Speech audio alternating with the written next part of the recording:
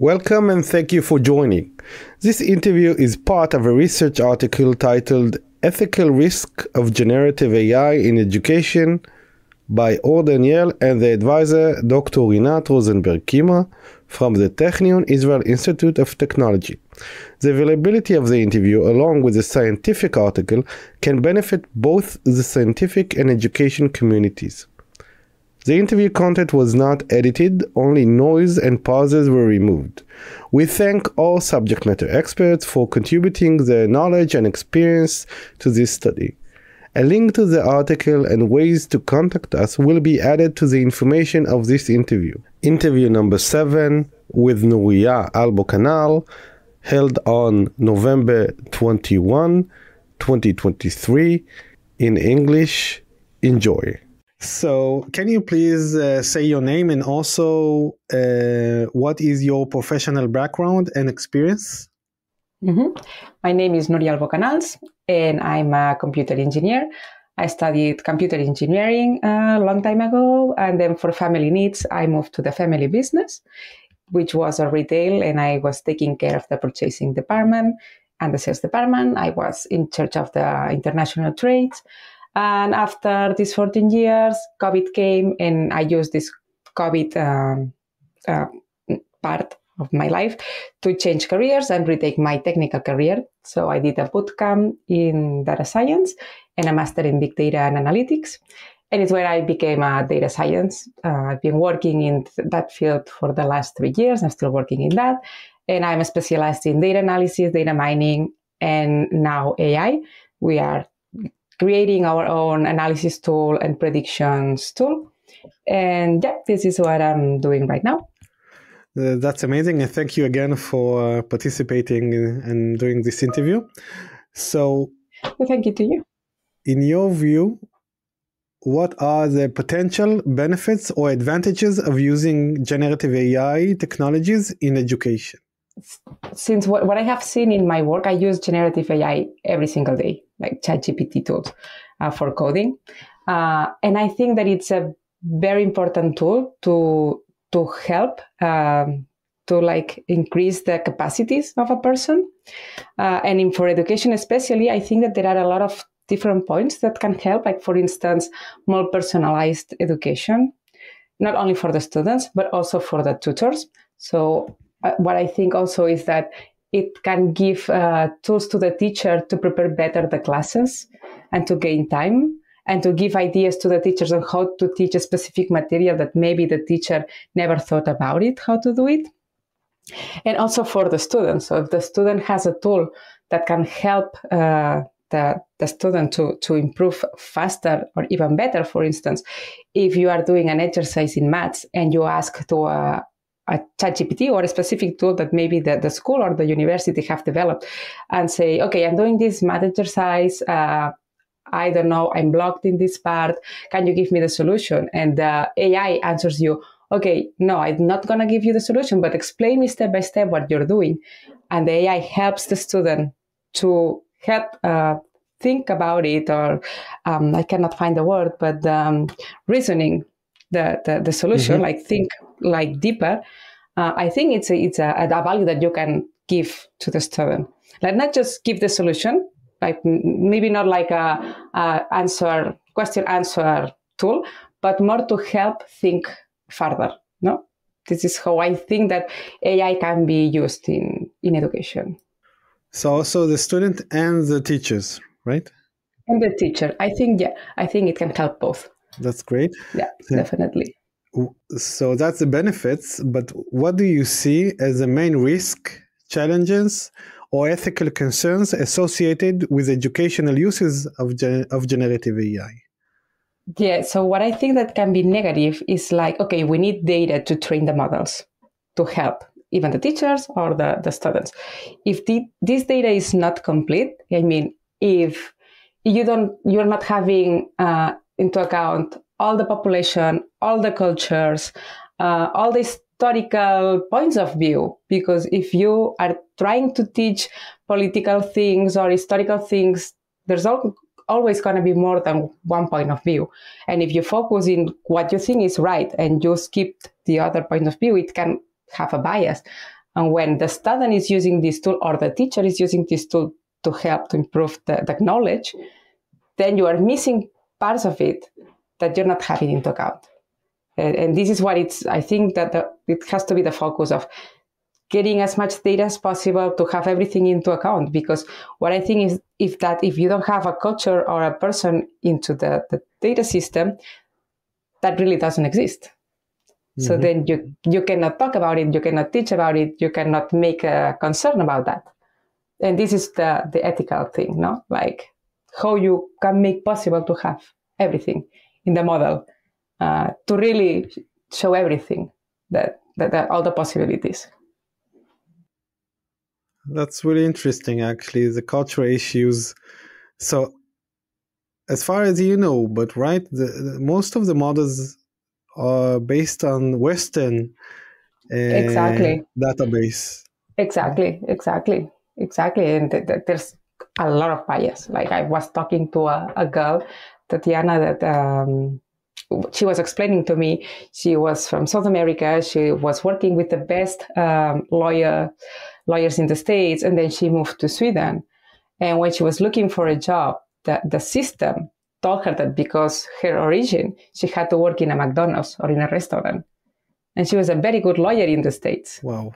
And only because she was from South America, the algorithm was recommending her to go as a bar attendant. Wow. So that's I was very shocked when she was explaining me, like, how can it be happening nowadays?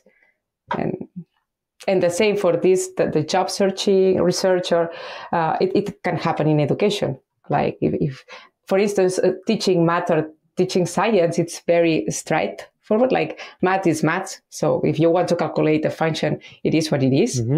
But when you go into opinions, philosophy, political things, historical things, when there's human behind it, a human points of view and human ideas, this is the hard part that I think that it can have more problems. And we teach a lot of subjects that are involving these issues, right? History, even history. Exactly. Yeah. History, yes. Imagine that you have a capacity for the kids to recreate history, like using Stable Diffusion at Midjourney, but you are missing part of the history, or just a side of the part of the history. So yeah, they will recreate it, but there will be misinformation in it. Amazing. I will go to the next question. What recommendation would you have for policymakers regarding regulating or providing guidance on generative AI in education? Yeah, I mean, I think that it has to be used. It's a tool that can help us to increase like human intelligence. I think it can help us. But it has to be very, very sure that the way that the tool is used, who is using the tool, and making sure that all the students have the same capacity to use it. Not the ones that are able to have a computer or to have internet, they can use it, but those that maybe can afford for a computer cannot use it. It's like we have to make sure that all the students have the same possibilities. And as I said before, that make sure that the data and the models need to be trained as complete as possible to avoid this bias. But I think that it's a must to use it. Yeah. So you would say to policymakers? No, sorry. Yeah, go. So you would say to policymakers, it's a must. We need to use it in education, but we need to provide the internet, the computers for everyone in equal, that they can use it equally. Yeah, the capacities for the students.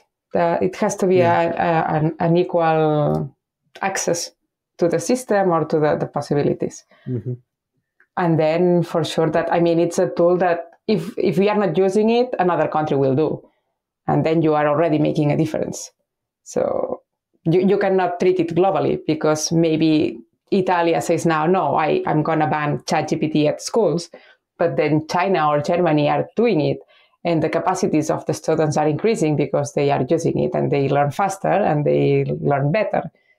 And I think that the good idea is let's embrace it, but let's make sure that everybody has access, and the access to the models and the data that you get from the models are correct, are trying not to generate violence, to attack cultures. Let's make it.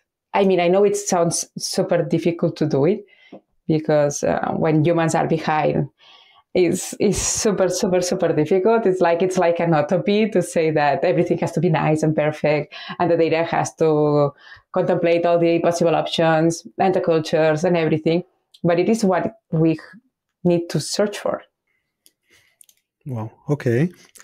So, what suggestions would you have for educators themselves and administrators in education that are looking to integrate generative AI into curriculum or institutions to the educators themselves? Yeah. What I would suggest, to first to understand that it's a need that we have nowadays, because if it exists, it's here to stay. I think that for the teachers, the most important part is to teach the students how to use it. It's not like, no, it's to make the students understand that it's not a way to fast work or to cheat or to copy other projects, but it's like, okay, let's have it. It gives huge potential, new data, new ways to think about it. For instance, let's do a work. Let's do it with ChatGPT or whatever tool that generates text. But then tell me why this is correct. Why do you think this is the right answer? Or do you think it can be done in a different way? Or do you agree? So the teachers need to make sure that the students understand how it works, to defend if what the system is doing is correct, and defend it or not, or just say, no, this machine is hallucinating a lot. It's giving me wrong answers. Because it happened to me. I was searching for a paper. I asked ChatGPT, and ChatGPT invented. So the title was correct. That paper exists, but he got authors from another paper, and it changed the year of the paper. So yeah, the data was correct, but like it was like a cut and paste. So I get it from here, I get it from here, I get it from here, and I give you the answer. So let the student think about it. It's like, okay, you gain time because a machine is doing it for you, but are you sure that is it correct, or that you are not skipping any point? And then the other thing that I would suggest to the teachers is make sure that they understand the dangers of using, like, for instance, image systems like Stable Diffusion and Midjourney. Because, for instance, in Spain, it has happened that a group of teenagers thought that it would be super funny to get the face of their classmates, the girls, and they pasted their faces into naked bodies. And they generated a video with that. And they have to explain them that this is illegal. So now they are in trials because they generated porn with underage students. And I think that it would have to be like a new subject on ethics in generative AI for the students. Because to know, okay, there's this tool, but the potential to create damage using it, it's also big. So to make them really understand how it works and the positive and negative things. You gave a really great, or I don't know, great or bad example now with the student about the ethics. So we should teach them. But, you know, another question that comes to mind when you're saying that, what is ethical or not? Is it ethical to use someone's face without asking permission in any way, not only in extreme measures, right? You can put him as a hero, maybe, as a Superman, but still, is it ethical? No, from my point of view, it's totally unethical to use an image if you don't have the permission of a person. Even if you put the face of the person into a flower, it's like, no, you're like a rose. No, you're using my face. So my face is going to be everywhere. Like, no, this is unethical. So why I'm saying that, you know, I'm saying that also because it's not clear what is ethical or not. Because, for example, if a kid, right, a student will use it for good purposes, right? He wanted to try to do good, but still. So, how do you recommend? How can we teach ethics in AI, in generative AI for children? How? I think that not only for generative AI, I think that ethicals, I think it's difficult to teach them even as humans, like not even having the AI behind. Why there are so many cases of bullying, or even not having a tool that can increase these consequences, no? So the same way that we are trying to teach them, like how to treat the friends in the class, or how to not, now, for instance, if you explain them, no, if there's a guy hitting another, you cannot record it and start sending it to all the group of WhatsApps, because now it's happening. So now it's WhatsApp that kids start sending pictures and selling bad things in the network. Sorry, sometimes I cannot speak English. But now it increases that not only maybe you will take a picture of the student and you will make fun of that person, is that you will invent the picture. So it's another level of complexity. And the same way that we are teaching them now the importance of the ethic to be good with your friends, to not do these kind of things, now increases in the sense that, and you cannot invent a picture with the face of your friend and put it in somewhere. I don't know. It's very, very complex. I'm not, I've never worked in academia but I have kids, and trying to make them understand the dangers of, like, even WhatsApp, Instagram, TikTok, all these communities, how fake are the pictures that they see when my daughter says, no, I need to lose weight because I've seen that all my friends are thinner, or this super girl is thinner than me and I see myself fat. It's very, very difficult. And now with generative AI, if you can start like inventing all the pictures and even the boys, and it escalates a lot. So yeah, I think that it should be like a total subject every year for the kids. Like, this is the potential of these tools, and this is the damage that you can do, and these are the benefits that you can get from it. That's a good point. Thank you. So regarding you said two really good examples that maybe align with the next question, but I will ask it and maybe you have more examples. So in your opinion, under what circumstances the use of generative AI in educational setting appropriate or ethically acceptable, and when would it be inappropriate or unethical? Yeah. For instance, if you can give like I don't know how to say it, but a companion or a tutor to the student or the teacher to increase the way that the student thinks. Like, for instance, okay, we need to do a work about Albert Einstein, a project about Albert Einstein, and you have the capability to imagine that you're talking to Albert Einstein, and that Albert Einstein is explaining to you what he did, why he did that, what he was thinking about it.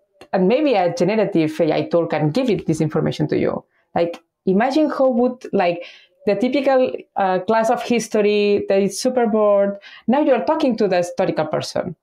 No, you can change absolutely the paradigm of education if you can talk directly with the person that did that event, or that caused that war, maybe, or why you did that, why you no, and these different changes in how we can educate the students. I think it's super interesting. Like, if you can mix that with metaverse and like being in the middle of the war, feeling it in 3D, like with sensors and everything, you learn it much, much better. So this is how I would think, like, the positive consequences of using generative AI. also for the teachers, and also like I was watching a video. I think it's Khan Academia that already are developing this generative system that goes with the kids, like when learning math. It's called Ego. Exactly, Yes. exactly. And it was super interesting tool. Like it helps a lot, it improves a lot, and you can make like a normal student to be much better, and make them feel not so insecure. Because I always have said that there's not a difficult subject. It's the teacher that sometimes they don't know how to they don't know how to teach the material. And I think generative AI with images, with text, with it can change all this paradigm and help the teachers improve the way they teach a subject or anything. So you said appropriate examples. You said good examples, right? How to teach immersive learning and everything. You said in the last question, you said inappropriate with the picture and faces, right? You gave an example. Exactly. But I would like another maybe example on inappropriate use or unethical use, maybe. In education setting. Yeah, I don't know if imagine, I don't know, like, yeah, it's sometimes it's very complex for me to think about these kind of examples, but imagine that the students are in class and they need to generate an image, and because there are some kind of bias, it says, okay, represent a city, the city of the future, and this generative AI gets with an image where maybe the guy that is cleaning the streets are Latino, and the bartender is a black man, but then you can see a lawyer with a very nice car that is like a European classical guy, or a woman cleaning a. So the kid when they see the kids when they see this kind of images, it says, okay, so mentally you are already thinking that there are like a social status, or that there were some races that cannot be lawyers, or I don't know if I can express the idea that is in my brain. You express it really good. So actually what you're saying, if they're studying the children, or give them assignment to create an image of the future, right? Exactly. City of the future. But still the machines, the AI, generative AI, uses our models, and our models have bias. And then they get their bias themselves, but they are not aware of it, right? They do not.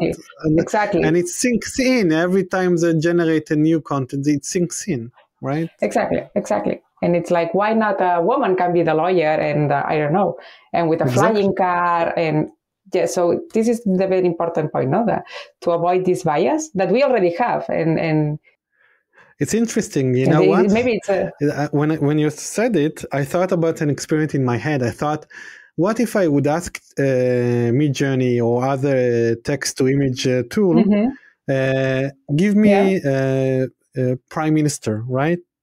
An image of Prime Minister. Yeah. How many times it would be a woman, and how many times it would be a man? How many?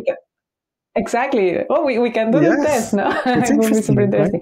Right? But I'm sure that 80% of the times it would be a man. We should check it, right? I don't know. I have this feeling. Yeah, it's like astronaut. Try with astronauts or roboticists. Yeah. Those kind of like that we are very linked to men, like engineers, astronauts, and then try the opposite: cleaning ladies, teacher, or cleaning person, like cleaning staff. Person. We found an amazing experiment, right, to check bias. Yeah. Interesting. Yes, but I'm sure that the bias exists. It's a way to check it. We can check it. Yeah. So, another question. In your opinion, how should educators and policymakers assess the risk associated with generative AI? How they can assess the risk? It's very difficult. I suppose that's why there are so many governments trying to figure it out. I don't have the solution for that. I mean, I don't have the right answer to say, oh, no, this is the way and this is the way, because if not, then maybe I would be in the government in Spain helping them to figure it out. But I'm not sure. I mean, there's so many points. It's so complex. that I don't, I mean, it's not the problem of a technology, it's the problem of how you use the technology. And I think this is where they have to focus. Amazing. Okay, that's a good one. How they use the technology. But it's exactly. It's like, let's not ban the technology. Let's not make it not to evolve, because it's going to evolve. It is what it is. It's here and it's going to stay. But it's how you use it. It's like we have cars. They can go very fast, but there are laws that control how fast you can go, and you get a fine if you run too much. But the car exists. You are not telling people, no, you cannot use the car because you can kill people if you hit them with the car. The same will happen with generative AI. The tool exists, but maybe you cannot use it. Look, you cannot use it if you are damaging people, and if you damage a person using it, then you will have a consequence. Mm-hmm. And this is what they have to... They just need to find out what are all the risks to create the regulation in order to prevent it. Yeah. Exactly. It's like what bad consequences can have the use of this technology, and then search solutions or limitations or even fines or legal actions to the bad uses of this. The complication here is also really complicated because we don't know, right, all the risk. Yeah, and or maybe also one thing that we think it's correct for another culture is not. Yes. So maybe it's like, no, you cannot create an image selling a little girl to get married with a man, but maybe in another culture says, no, that's what we do. So for us, it's totally correct. So how you define what is correct, what is not correct? Okay, that's a good question. And this is the complexity. Yes. Let's save the humanity.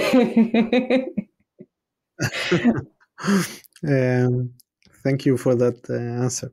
So any other perspectives you would like to share regarding the ethics of generative AI in education? Maybe something that we didn't talk about?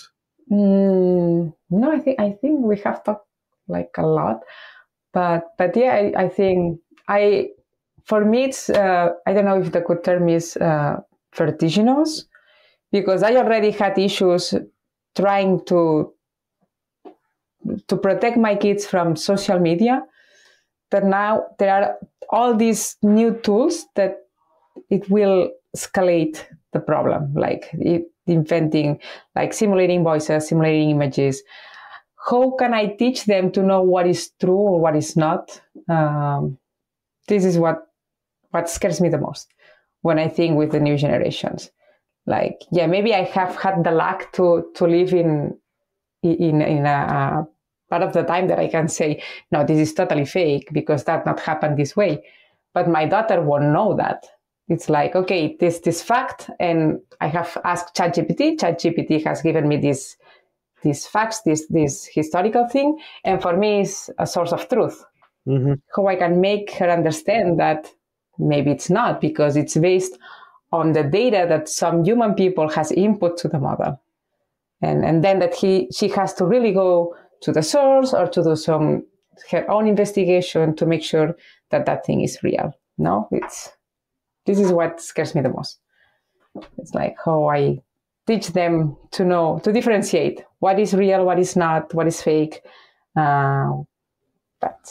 What do you say to them, to your kids?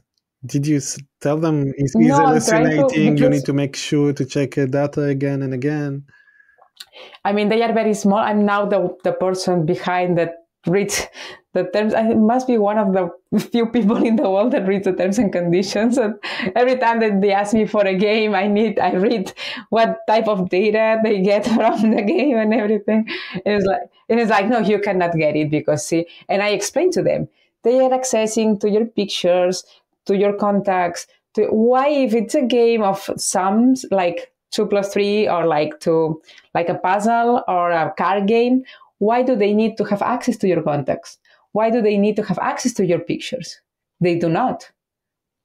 Yes. And I try to explain them, like, you have to be very careful to whom you give access to the data that it's in your cell phone.